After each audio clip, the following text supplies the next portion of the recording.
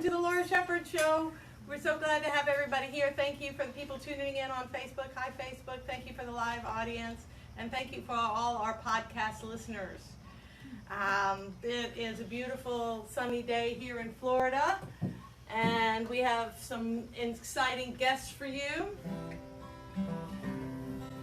Something's gonna happen and it could be good. Something's gonna happen and it could be good. Something's gonna happen and it could be good. Something's gonna happen like we used to.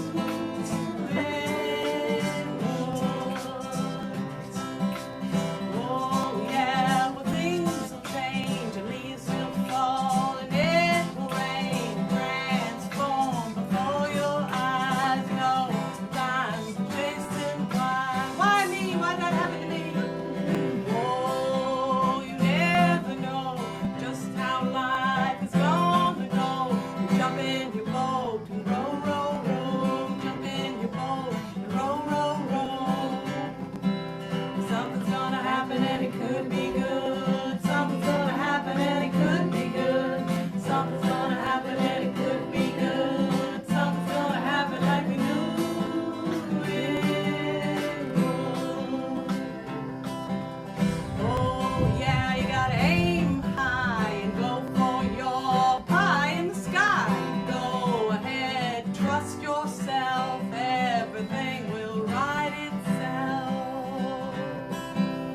Oh yeah, well life's a stream, so go ahead now, follow your dreams. Jump in your boat and row, row, row. Jump in your boat and row, row, row. All right, everybody sing along, ready? Something's gonna happen and it could be good. Something's gonna happen and it could be good. Something's gonna happen and it could be good. Something's gonna happen like we knew it would. Oh my goodness, that is the way it is. Something's gonna happen and it could be good just about every day. Good to be back in Gulfport. We're having big boat races here in Gulfport today. Good thing I'm all the way up here on this hill so we don't hear the boats. We have all sorts of fine guests for tonight. We have the Stepping Tones from University of St. Petersburg? University of South Florida. University of South Florida. There we go. And we have Sandra, and she's from the Tampa Bay Furnishings, and she's going to tell us about some local artists. And we have Sheena, Kidnomics, rocking the world. So I'm very excited. So let's get these Stepping Tones up here.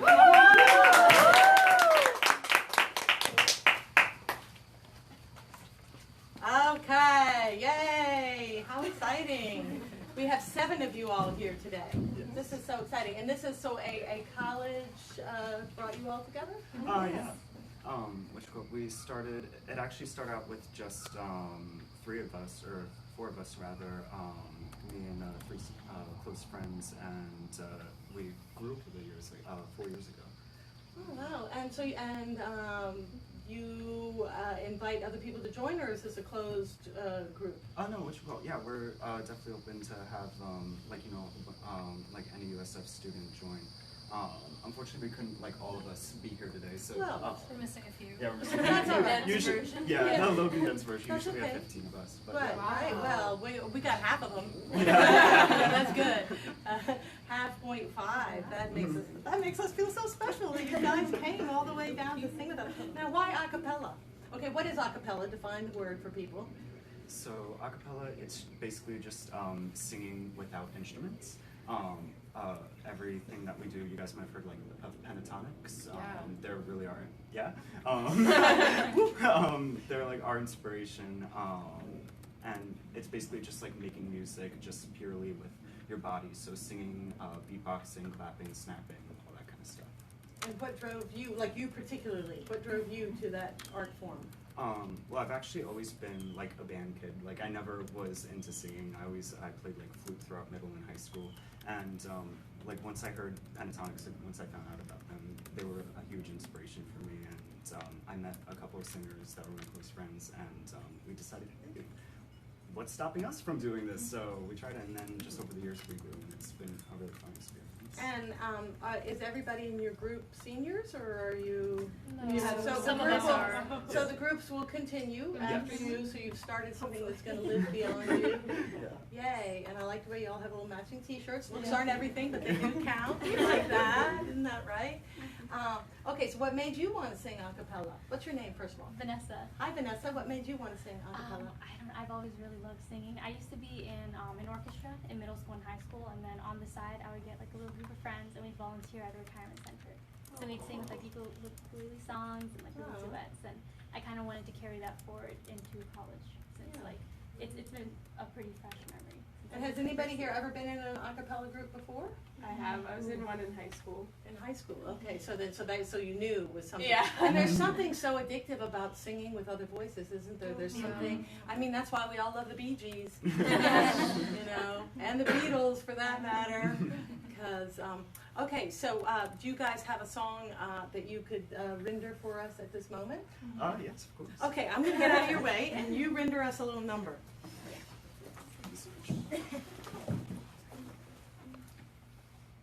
I'm not texting. I'm getting our tuning. It's yeah. So you have. It's amazing now that a telephone can be your tuning fork. Yeah.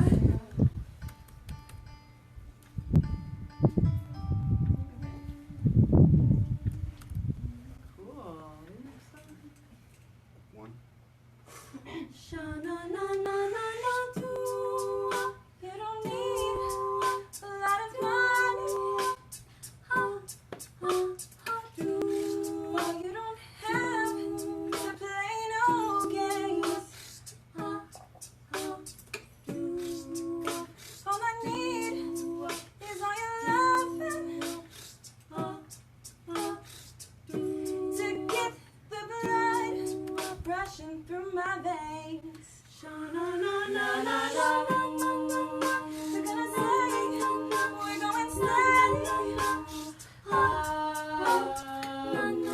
like it's 1954. It doesn't have to be forever, just as long as I'm name on your tattooed heart.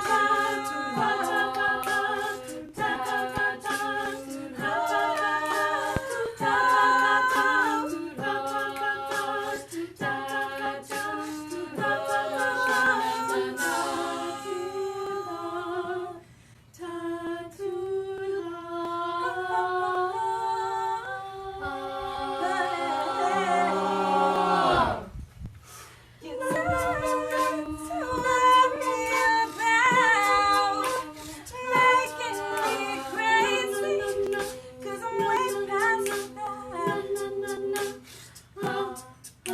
So call me if you want me, and you got me, and I'll show you how much I want to be on your just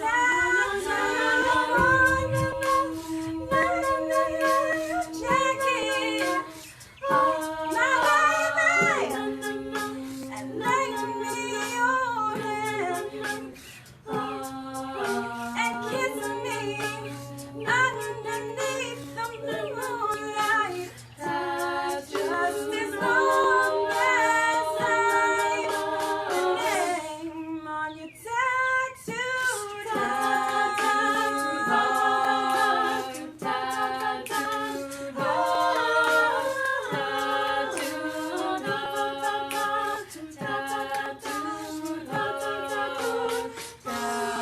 name on your tattooed heart.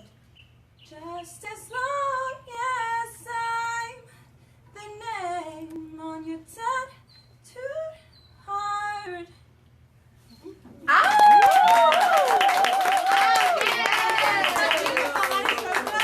Amazing. Let me ask you something. How do you pick what songs you're going to play? So we're very democratic. Instead of like just having like one person, like me for example, for some of this, instead of me just like choosing the songs for everyone, I liked everyone to have like a very like equal voice. So like we all come up with suggestions, we all vote on it. It's all very equal. We all choose like what genre we want to do next, and then we'll all like think of songs that we could sing and vote and stuff. Exactly. And what makes a good a cappella song? Like, what sort of things are you looking for in a good a cappella song? It's a little difficult. I guess genre helps. For example, it'd be like a little difficult to turn like an EDM like dubstep song into I don't know, you were doing acapella. So we just try to think about like first like is the like melody conducive? Can we like come up with like a cool background part that goes with it? There's sort of a lot that goes into it. Right. Yeah. When you have a composer like Donovan, it's easy to like we can pick whatever song we want. He knows how to make it work. So because he composes all of our songs. Like, Okay, well, what are we going to do without you? Our best. Do your best.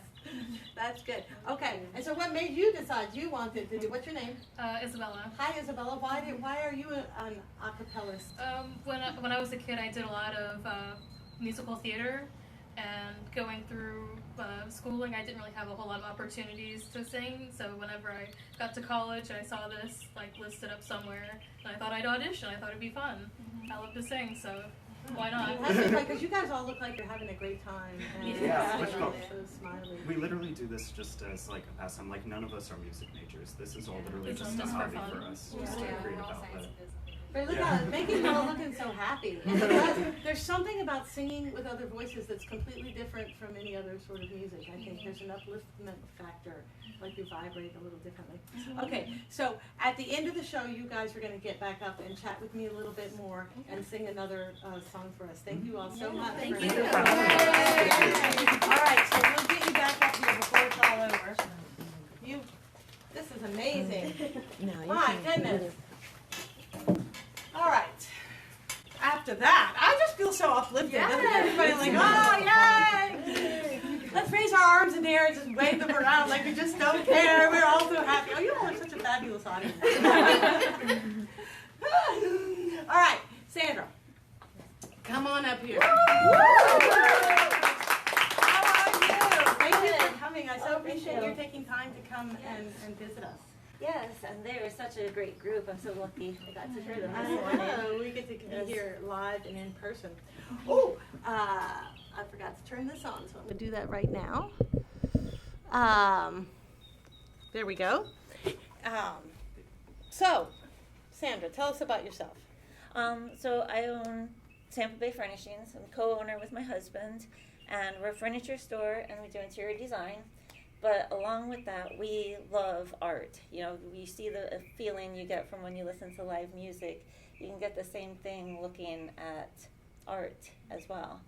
And so what we decided to do is all of the artwork in the showroom is by local artists. And once a month we feature an artist where the third Wednesday from 6 to 8 p.m. the artist is there. We have food and wine, and it's open to the public to come and meet that artist, talk to them, learn about their artwork. And a lot of times you get to meet other artists too, because the art community meets, supports each other. And it was actually really neat at the last event. We had 2 photographers meet and get to talk about, they do different styles, but it's always neat when you have different artists meet and collaborate like that as well. And so you run a home furnishings store? Mm-hmm. So you're open a regular business hour and I can come in and buy a sofa from you? Yes, But I can also get some design tips from you? yes, And yes. We can help you, whether you want just a sofa or if you want just a lamp, or if you need your whole house designed, we can do that. And what got you into designing other people's houses? It was something that we had always, my husband and I had always been renovating our own house, and he had started a woodworking hobby. So we don't have a garage, we have a workshop. It's full of tools, and so he's always been into building different pieces of furniture for us. And although he's working and doesn't have as much time, occasionally we have little custom pieces that he builds and puts in the shop. And like we repurpose the pallets that the furniture comes in on. We make wine racks out of them, and a lot of times we donate them to charities for their silent auctions. So it gives us that creative outlet as well as being able to design. And what kind of artists do you have? I mean, do you have people making furniture, people making wall art? What sort of artists? We've been focusing mainly on the wall art. So we have painters, photographers. We do have a woodworker. He does different platters, charcuterie boards, wine toppers. But we do have some woodworkers that can do custom furniture, whether you want a certain live edge coffee tables or that. So we have some that can build those kinds of pieces as well. And were you artsy growing up? I wasn't. With the way the schools were, I just thought I wasn't good at art. Oh. And it wasn't until I had our first son and I started coloring with them and doing the different crafts with my kids that I realized what a nice mental release it was and just how nice, fun it was, that it really got me more and more into it. Nice.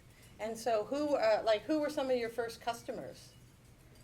As far like in your business, you own this business, so how did you attract your first customers? It was, we started with a lot of social media, the network, and so a lot of our customers, they don't want just the big box or, the regular sets. They want the look that shows their personality, that fits their lifestyle. And, we had one person, she handpicked every single piece in her house, and she has art from one artist and then one from another photographer, so she knows the artists that created what's on her walls. And she says every time she walks in her house, she smiles because she loves everything in it. And so that's what we're getting, is the people that really want a nice environment and be comfortable in their homes. Right, so everything doesn't have to match exactly. Right. Right, because, some people don't think it matches unless it's all exactly matchy-matchy. Mm-hmm. So I guess those people don't come to your shop. Or I guess they could. You could They help them could. too, Yes, I we suppose. can do that. But they Yes. could just go to IKEA and get everything marked with an X. Oh my goodness. And you work with your husband? Yeah, well, he has a full-time job, to help support us. So I run the store. My mom is also an interior designer. So fun. I work with her. She's in there all the time. It's like a family-run business. Yes. Now, was she an interior designer before you started this shop? Yes. Yes. Oh, so you had a little bit of... Yes. She was an interior designer up in North Carolina. She lived up there. And then we had the store about 2 years, and she came down to visit. And, I have the two sons, and she decided it's nice being closer to the grandsons. So she decided to move down and join the store. So what do you think makes a good interior designer? You have to be a good listener. You have to be very observant, because you have to really see what the other person needs and wants. If you look at the way they dress, whether they're more tailored or more casual, the colors, and it's really getting to know that customer to be able to pull together the pieces that suit them. And then what do you do when you've got couples and one person says one thing and the other person says another thing? What do you do then? Oh yeah, that happens a lot. I know that does. I mean, you have to decide which person in the couple is the power broker, because there's no point in talking to her if he's making all the decisions. But you can't, so how do you work that out? And it's finding the compromise, and it's pulling together the pieces, maybe you have... Because I want a TV room and a bar, and I want a sewing room. And you find that comfortable recliner that suits him, but it's still styled nicely to fit in with her pieces. And then maybe you tie in a more glittery lamp or something to fit her more feminine side. And then sometimes you have more of an industrial lamp that still fits in with the design to meet him. So it's pulling in together and marrying the pieces. Right. And do you meet with both people together? Yes, we prefer to meet with both. Sometimes one person comes in and does the initial meeting, but then we do like to get both of them so that we are, because you don't want to design to one person and then have someone else come in with a completely different look. And I know, how exciting. And then do you and your husband agree on how to, and your mother, do the three of you all agree? that's where it's good because the three of us collaborate. So Yeah. you have each of our opinions coming in Right, together, so you guys- and it is good because someone thinks of another aspect of something, and it does create a lot because I'll tell you, my husband and I have very different designs. So, but it makes it interesting. Yeah, excellent. And where's your store located? We're in St. Pete on 9th Street and about 30th Avenue North. And is that your first location that you've been in? Yes, we've been there 4 years. Yeah. So. Oh. And are you going success? Can we like call you a successful business if you lasted more than 2 years? Yes, yes, and we're growing. Yeah. And you're growing. Well, that's so exciting. Do you have any like simple decorator tips you can give a listening audience? Like, I don't know, is there some general decorator principle we can talk about? Where to start, I would like to know. Oh, she wants to know where to start. Where to start? A lot of times you need to find an inspiration piece. And one thing that we find is sometimes easiest if you start with the rug and you can build around that. Build around the rug. Because sometimes, if you have a specific design, if there's something you have your heart set on, then it's easier to find the pieces to go with that than if you have the pieces and then, because, a lot of times you get into your fabric on your sofa and then an accent on the chair and the accent on the pillows, so then you can tie it all together. Yeah, can we just have a plain colored rug with all those accents? Yes, you can. It's hard, right? It's hard to make all the bits fit together. Yes. And then some people want more furniture than their house will hold, and Yes. And different styles, yeah. yeah, that's so exciting. And so, do you feel like this work is meaningful work? Yes.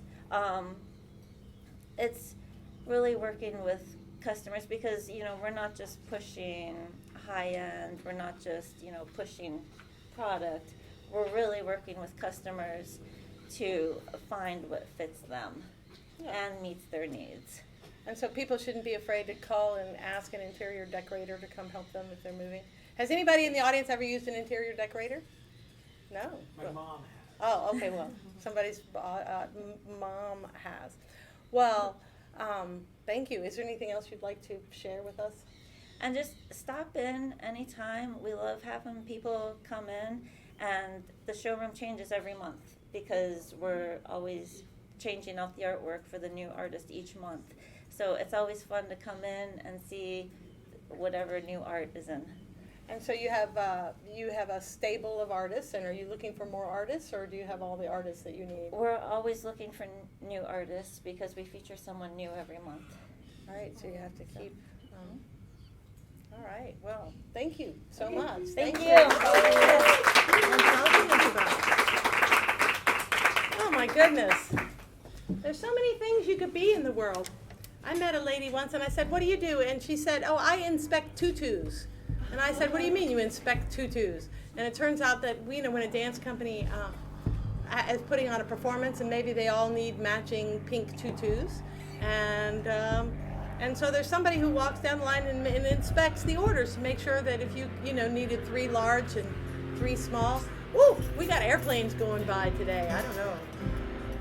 But so you could be an inspector of tutus if you wanted. I've been playing the guitar more lately. I like this guitar. I just don't like carrying it around, so since we're at the house. This is a new song.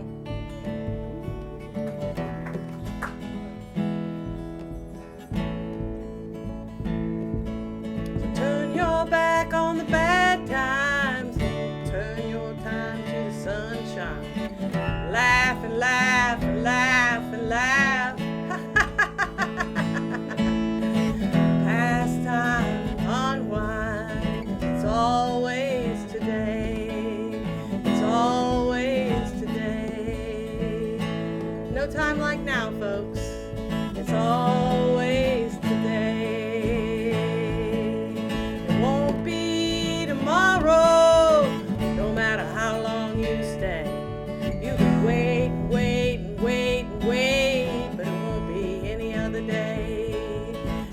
still gonna be today. It's always today.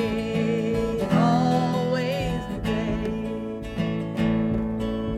Turn your back on the bad times and spend your time in the sunshine. Laugh, laugh, laugh, laugh. It's time to unwind. It's always today. Always today. Every day's a circle. Look at the clock on the wall. Goes round and round and round and round, but it don't go anywhere at all. It's going nowhere, that's all. 'Cause it's always today. It's always today. It's still gonna be today. I'm sure it's dark when night falls, but there's always a star. So be the light and shine real bright so we know where you are. Go ahead and shine today. It's your day to be a star. Always today. It's always today. So turn your back on the bad times and spend your time in the sunshine. Laugh and laugh and laugh and laugh. It's time to unwind. It's always today. Oh, today's a good day to shine. Always today.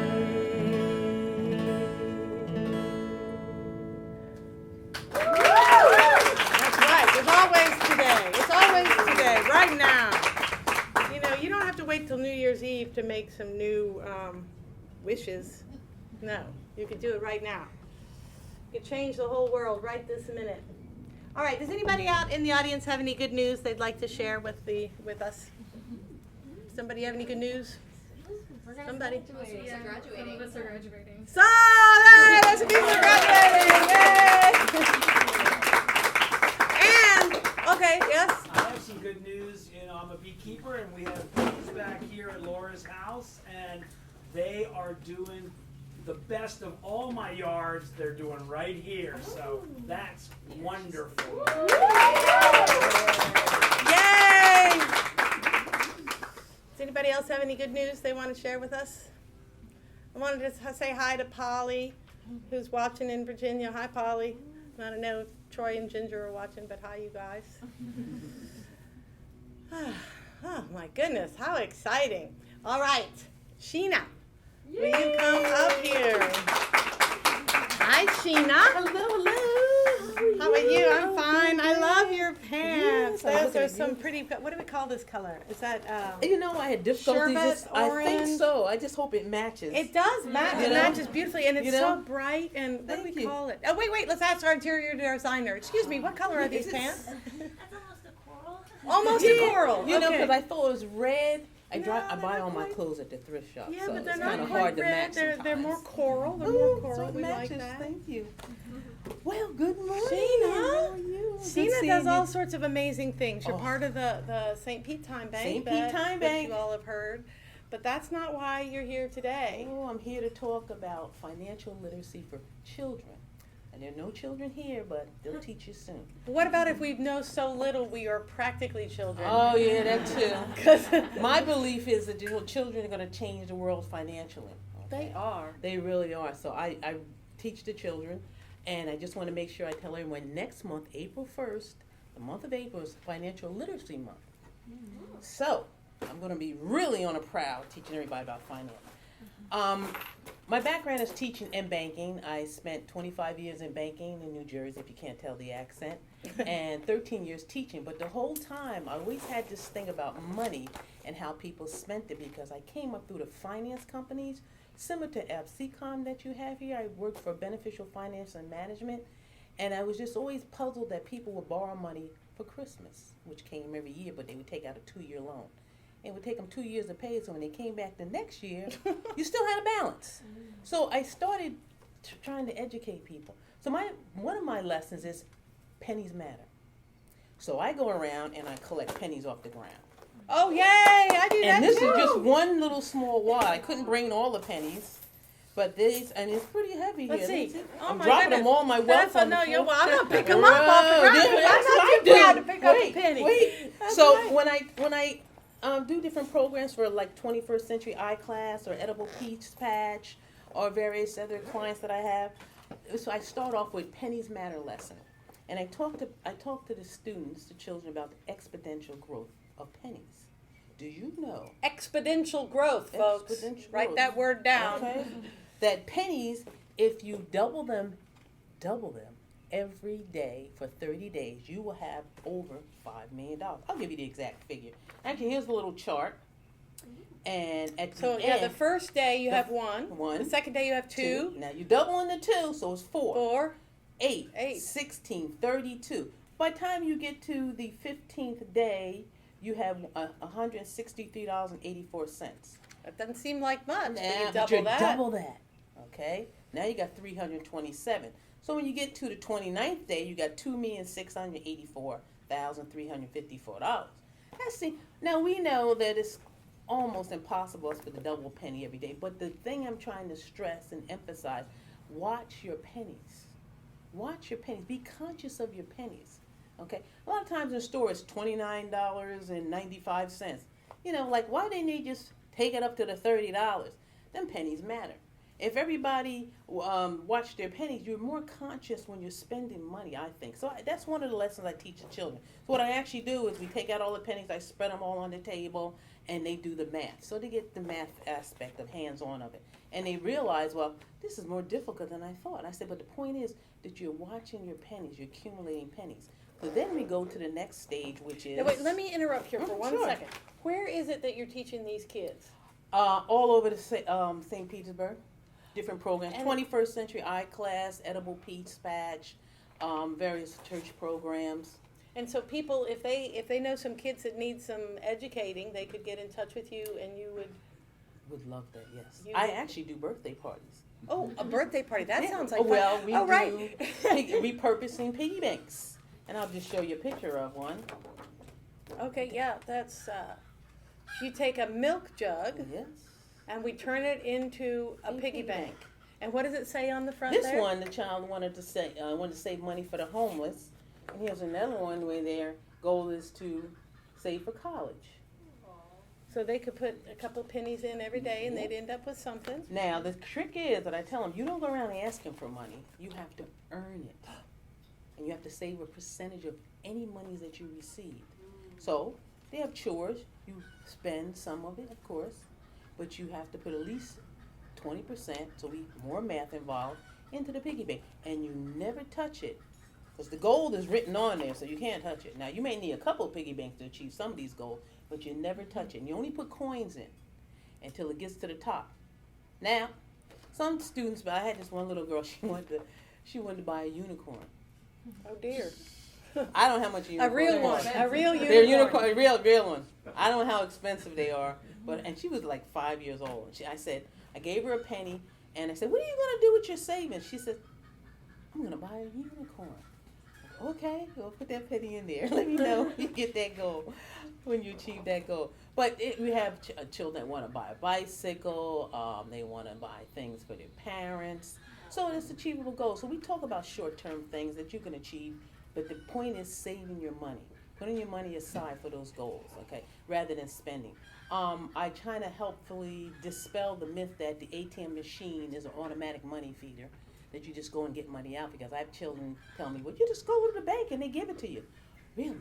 And how did the money get in the bank? And they kind of miss the steps of getting the money into the bank. So these are some things, these are young ones. So people ask me, when should you teach a child about money? When can you teach these concepts? I said, as soon as they do this. Put a penny in a child's hand and they look at you and they're like, it's not enough. They understand money. They know they need more. I teach a couple of courses. Like I use a lot of these books, and they're age appropriate. And it kind of helps that when you get home. These are the kind of stories you should read children at night about money. I also have a course on cooperatives, which I really think it helps the child out with networking, learning that you build together. I have a project now that I'm working on to build a galaxy universe of children, of entrepreneurs and agriculturally based, where we're going to make a loofah. We're growing the loofahs. Then we're going to make loofah sponges. Yeah, we're growing the loofah sponges, and then we're going to make different products with them. To teach them all about markup, entrepreneurship, but this will be in a cooperative environment. So. And how much do you feel like parents should give their children an allowance? Well, yes and no. Okay, I kind of feel that they have to really earn it. It's not like the child comes and say, I need money. Okay, so where do you think I'm getting money from? There has to be an educational aspect. Not just say, I'm going to give you an allowance for now. Explain why you're giving them that allowance. How do I make money? Like when you're going to work, so how much do you think I made? What do I need my money for? What do I do with my money? Really explain all the concepts, even at a young age. Well, mommy has to go to work, daddy has to go to work, so that I can make sure we pay for the mortgage. If I gotta put gas in the car. They see you doing these transactions, but I don't think they truly understand the whole concept. Where are you getting the money from? You go to work, okay, how much are you getting? For example, I used to have a conversation when I taught in the middle school with the young gentlemen, and I would say to students, I would say, $250 sneakers, and you're asking me for a pencil. There's a disconnect here. Why don't you buy pencils? Oh, these are really great sneakers. They would go into the whole advertising, marketing of this sneaker. And I said, oh, you own the company? No. You got relatives in the company? You got stock in the company? No. I said, what? You're missing something here. So I think if they were taught at a younger age the concept of, I had to pay for my sneaker, I had to work for my sneaker, how long it takes my parents to work for those sneakers, there's where, the allowance. A lot of students, get an allowance. And I said, what did you do to get that? I just get an allowance. For what? What did you do? Made up my bed? But you're the one that sleeps in your bed. How did that contribute to the whole household, you making up your bed? So maybe washing the dishes, doing something that your parents do to help with the workload in the house, I would think, more so for an allowance. Not just here's your allowance, because, I've ran across students and they say, well, I just get an allowance. Well, what are you doing? So really connect that allowance with earning, with a purpose, and then make sure you tell them, you got to save some of it. It's not for you to, just run out and buy candy and I'm still buying your sneakers. No, you get an allowance, you're earning this money, you're getting good grades, you're helping the lady next door with her garden, you're raking leaves, things of that nature, and then you still have to contribute to the household. You want a pair of sneakers? Did you save money towards these sneakers? It's just not going out and buying candy or, potato chips or anything of that nature. The other thing I told children to do, when you're going shopping, work with your parents on the budgeting of the household as far as food is concerned. You're always asking for this cereal and that cereal, not being conscious of how much the cereal costs. Well, let's see. This cereal last week was on sale. I like that cereal. Let me buy it this week. Rather than, whatever their brand that they really like or their favorite brand. Let me buy this cereal this week because it's on sale. It helps with the household. You can actually save the difference. Put it in your piggy bank. Okay? I even tell grown-ups, I said, you know what? Cut something non-essential out of your off your grocery list, and save that in a piggy bank. Save that and see how much you accumulate. Even if you have a not so nice habit, maybe, I don't want to name any candy, but I like certain candy bars. I gotta stop eating these candy bars. Candy bars aren't cheap, $2 and something cents. Every time I feel like I need to have a candy bar, let me throw it in my little bank. You would be surprised. You'll end up. I just want to tell you that most of these coins came from a Wawa's. Because people throw pennies on the ground. So, yes and no for the allowance, just how you make sure you tell them you're receiving this. It's not like I'm giving you a gift, because there are some children that get an allowance. I get an allowance that week. Well, what do you do? Well, and do you find that, we're speaking about money, do you find like there's a big difference, socioeconomic difference between children that come from money and children, because there are some people who have tons of money, their parents have tons of money, they don't have to worry about what the cereal costs, and their parents are working and saving, and they've got it, and then there are people who come from a house where their parents don't know anything about budgeting, and maybe they can't even make their bills. Now, so when you're educating these children, how do you deal with with that, you know? You know, that's a funny question, and I had that conversation a couple months ago with someone. I find that, depending on your social economic status or situation as a child, for example, there are some children that parents are very well off and they can get anything in the world that they want, but they're very penny conscious, believe it or not. They're very frugal. They realize that they're wasting money, and then there are some that don't. So I don't know if I can actually say pinpoint, say, oh, because you come from an affluent household, you're used to spending everything and anything you want and buying everything. Not really. Or you come from a medium income or low income household, and you just buy any old thing. I can't make that pinpoint that and saying yes or no either way. Right. I really can't. Because there are children, like I said, you're spending for a cell phone, $85 a month, and you really can't afford that. And then versus a child who, has a flip phone, and I've run across that in my travels. So no, I can't say that. It's the mindset. It's how they feel about money. You have children, for example, you have children that go to the best universities in this country, and you find them going and having experiences in the Amazon and the backwoods, no electricity, no running water, and they enjoy that, where they can have the comforts of, any place in the world they want to be. So I don't think so. I can't say, that just because money makes you want to spend and you're not conscious of it. No, not with children. Maybe later on in life somehow you pick up the habit. I don't think so. I really So don't. even if you come from a poor family with no money, you can start to learn how to manage money. Oh, definitely so, and vice versa. I think something happens to you along the way. Like, I'm very thrifty. I like going to the thrift stores, especially with designer clothes, because I think what really inspired me, or reality-wise, was that, I would see people and they would be very nicely dressed, really have not a really good income, complaining but they couldn't pay their bills, and they're proud that they're wearing, I don't know, somebody's designer clothes. I'm like, that's insane. That's insane. It is interesting how what is important to people. Right, yeah, but everybody exactly. has their own preferences. I might want them $200 sneakers if I ever wore shoes. Well, see, for me, for $200 pair of sneakers, I'm walking on the ground. It's like, no, after a while they wear out. It's a depreciating asset in a sense. It's not even an asset. After a while, that sneaker wears out. It's depreciated. Like, what am I going to do with it? Can I resell it? No. So it's just the mindset. I mean, I've run across people all walks of life, whether they come rich or poor or whatever. They don't have a set way of saying, well, I learned this from my mother. Something may have happened in their life. Matter of fact, I met a gentleman yesterday it was. And he said his wife handled all the bills. Everything she handled. So he just thought it was great. He had no responsibility. She paid everything. Unfortunately, she passed away. He said he had no idea. He was like, well into his 40s. How to handle the bills. Yeah, I always pay them as soon as they come in. That's how I handle well, it. Yeah, It comes in, but write he the couldn't check. budget anything. And that's another issue that's happened before. As you know, in our generation, we had a ledger and a checkbook. You write it out, you balance the checkbook.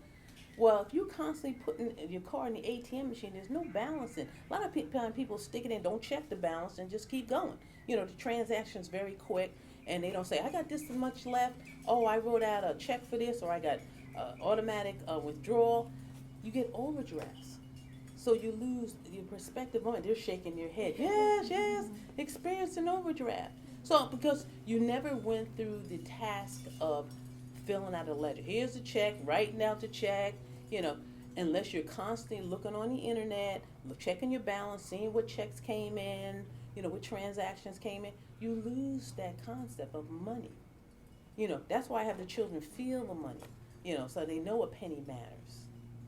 Pennies matter. My Pennies goodness. do matter. They matter in everything that you do, because you can bounce a check for 2 pennies and get a $35 charge. Okay, so pennies do matter. The other thing I teach the children is that the varying prices of food. My sweet potato economics workshop. Sweet potato economics. Yeah, the edible peace just back there saying yes. Well, I grow the sweet potatoes. You can buy a sweet potato, grow it, take the slit off, throw it in the yard, and you have a lot of sweet potatoes. Or you can go in the store and buy them for various prices. And I explain to children, this is why you should take children to the store too. because they see certain things that you buy, how the price fluctuates. Why is that happening? Why is that price fluctuate? It's the time of year. The abundance of sweet potatoes, that the supply of sweet potatoes.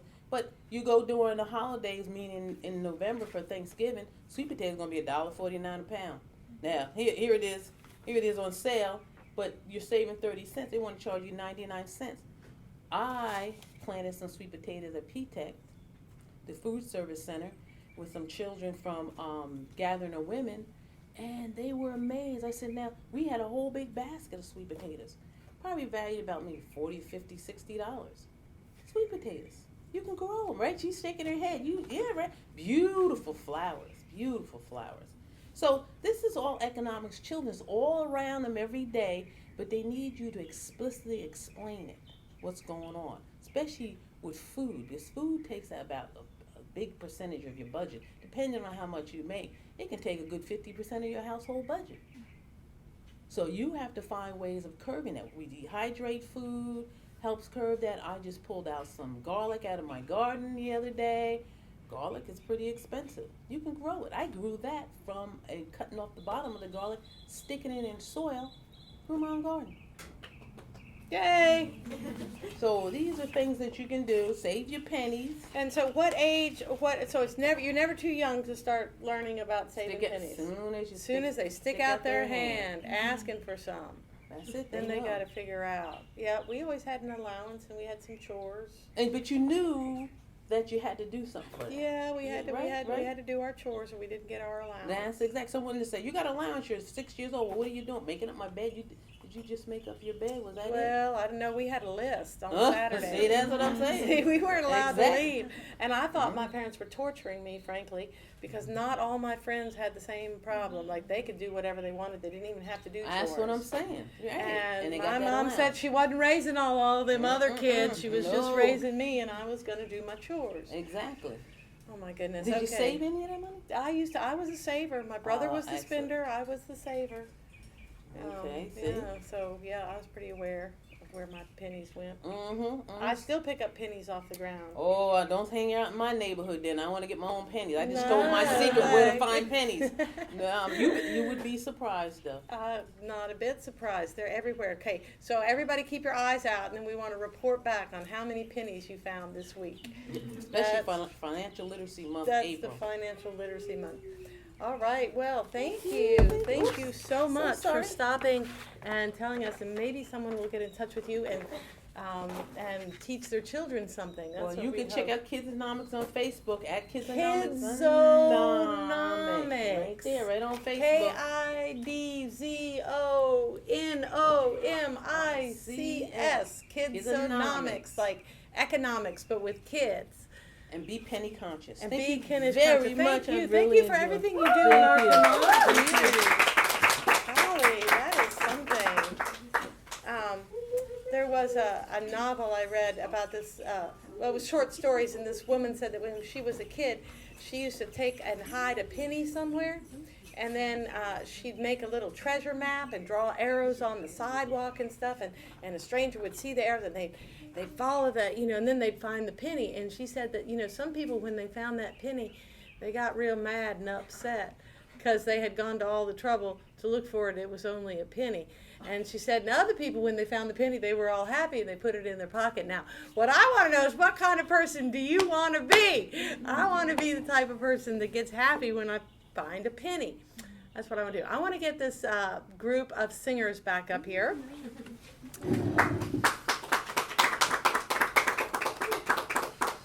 And I like the way we all get together. Now, when's your next, do you all have a performance where the 15 of you all are going to be anytime soon? Yes, actually, our next performance that we're going to be doing is Relay for Life over at USF.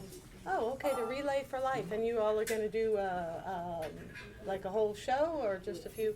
Yeah, let's go. Ryan, do you want to speak on Relay for Life a little bit? Well, we're going to be teaming up with another student organization, and we'll be performing a few songs at their booth, just as a fun little thing to liven up the night. It's a lot of hours just hanging out and doing the relay. Right. So it's good to have fun activities to do and having singing there is nice entertainment for everyone there. Yeah, yeah. Thank you as well. And what do you think what has singing done for you? What has singing done for you? Singing has given me the world. I love singing with all my heart. Ever since I was a little kid, walking through like a department store, I'd sing about all the things I see, and my mom would be like, "Shut up!" No, Mom, this is what I love. This is what I love. I don't know. This is who I am. It's just a great way to bring us all together. Like, I wouldn't have met any of these wonderful people if I I hadn't know, and you all joined. look so friendly and nice, and like look how nice they are to each other. They're so cute. I want to be your friend. I will be your friend. Of course you are. Yay! Now I'm your friend. It's so exciting. Now, so did you write songs growing up, or you just sort of randomly sang about? Yeah, it was just more random stuff. I was never good at writing, but I'd make up a tune and I'd annoy everyone around me. Wow. And so, is there anybody in your group that writes original songs? Not yet. Oh, you. Yeah. You. So, do you perform some of your songs sometimes? So when I write original music, it's more so I usually write for like orchestra, concert band, like wind instruments, that kind of stuff. Usually for the acapella, we do like covers of popular songs. Right, because people like them, they can relate to them, they can sing along. And also, I'm not a lyricist. I'm not good with words. Well, we have a music is more lyricist. my Oh, no. We can collaborate. You write the words, and I'll set it to music. No, don't be running yourself down. It might be great. I mean, look. The Beatles did. She loves you, yeah, yeah, yeah. I mean, come on. I think you know. There's some bread and butter, yeah, yeah, yeah. See, that's just. I think anyone could be a musician. I think they can.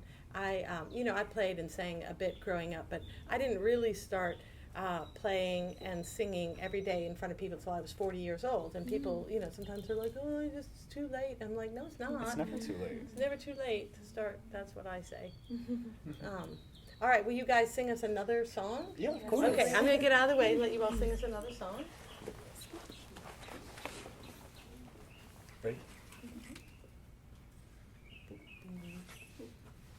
We're just going to go right into it.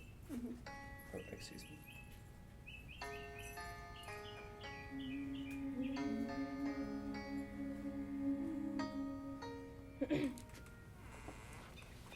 I won't just survive. Oh, you will see me thrive. Can write my story. I'm beyond the archetype. I won't just conform. Won't conform. No matter how you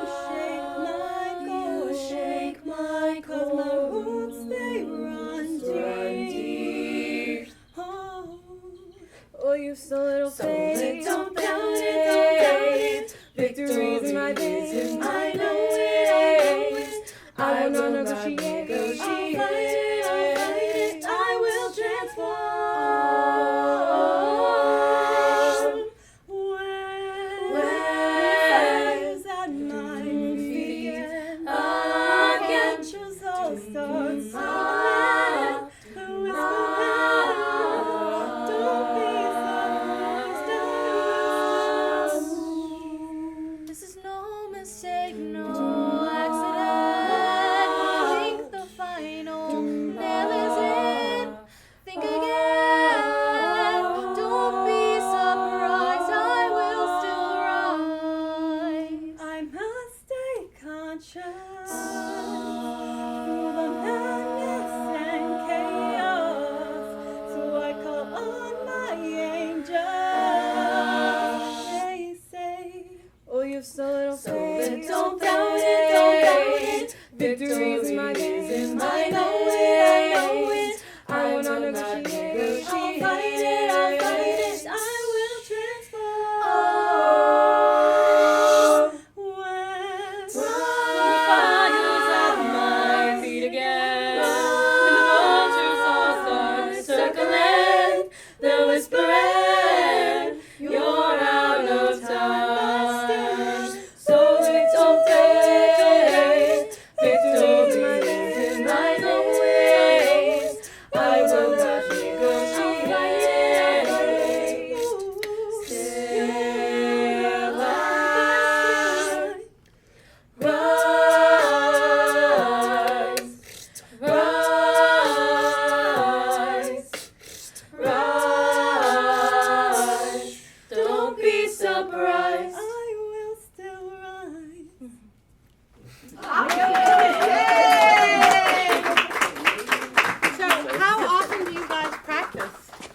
we practice every week, once a week on Sundays for like about an hour and 45 minutes. Oh, that's pretty efficient. Yeah. That's pretty efficient. We try to do 2 hours, but the school with the space that we rent out, they only gives us the hour 45 max, so we try to make the most of it. Right, so you get in there and pay attention right away. Exactly. There. Sure.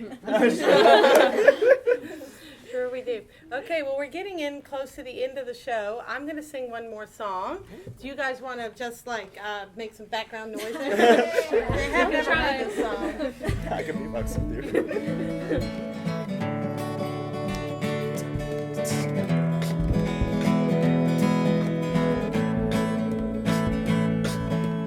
Don't jump freight trains when they roll by. Don't like the blues, I'll tell you why. I go downtown when I want to smoke, and I'm treating life like a joke. But I won't go sitting in my neighbor's yard, 'cause he's been working mighty hard. I go downtown, but I don't wear shoes. You know I don't sing the blues. Carry my rain in a bushel basket, carry the sunshine too. Carry my rain in a bushel basket, but let the sunshine through. Carry my rain in a bushel basket, carry my rain in a bushel basket. Carry my rain in a bushel basket, but let the sunshine through. Won't get cross if you smile at me, and I'll throw my troubles out to sea. I don't wear black or need a heart attack, 'cause we can be happy. How about that? Don't think much about what could go wrong. Don't want to sing about it in song. I look at you and shake my head. Lord knows some people they'd be better off dead.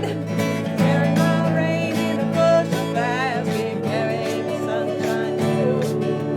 Carry my rain in a bushel basket, but let the sunshine through. Carry my rain in a bushel basket, carry my rain in a bushel basket. Carry my rain in a bushel basket, but let the sunshine through. Don't see Saturn when I look at the stars, but I know it's out there and so's Mars. Don't think much about the evening news. Lord knows I don't sing the blues. I don't like ham, but I do like toast. I certainly don't care who you hate the most. I don't care how it's always been done. You could give in but still have some. Carry my rain in a bushel basket, carry the sunshine too. Carry my rain in a bushel basket, but let the sunshine through. Carry my rain in a bushel basket, carry my rain in a bushel basket. Carry my rain in a bushel basket, and let the sunshine through. Oh, let your sunshine through.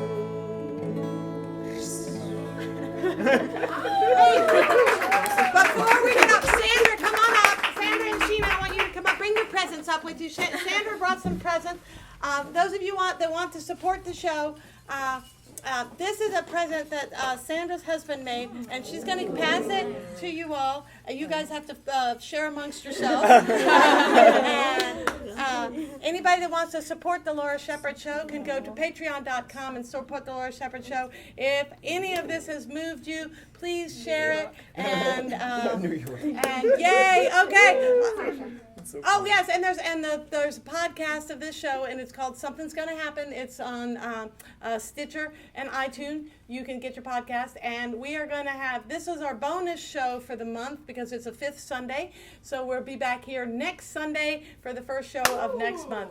Yay! Thank you! Yay! Thank you! Bye! Bye! Yay! There you go! Thank you. Something before you leave. Let me run this inside the house. All right, let me